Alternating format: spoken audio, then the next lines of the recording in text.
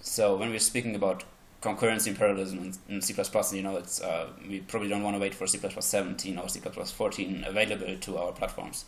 So in my opinion, a very good way to do it in a way as it's probably going to be in the standard in the library implementation is a Boost thread and the Boost concurrency platforms, which are currently already have a lot of things like futures and when all and when any, wait. Yeah. So what are the options of which you have today in concurrency for C++? Right. It's an interesting time.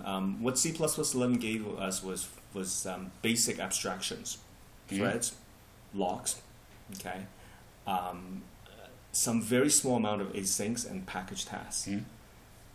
With the advance of C++, there was not much of it in C++ 14 that we gave out. For C++ 17, you might have already heard that we're adding the parallel and the concurrency TS, but they're not there yet.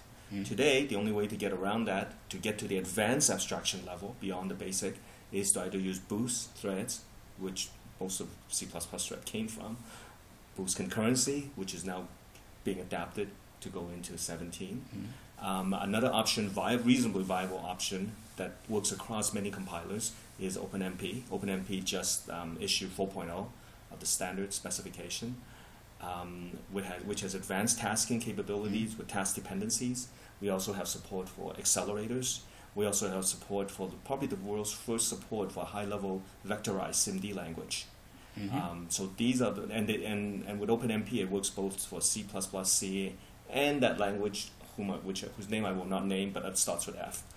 Okay, so I think OpenMP is a viable alternative, and in a way that is the mission of OpenMP. By the way, as a CEO of OpenMP, I changed the mission statement now, so it's much broader, and that it is now there it's still going to remain a directive-based language to support high-level parallelism, not just for shared memory anymore. Because we've already broken that mode in the fact that when we started supporting accelerators and heterogeneous computing, they all have different memory architectures.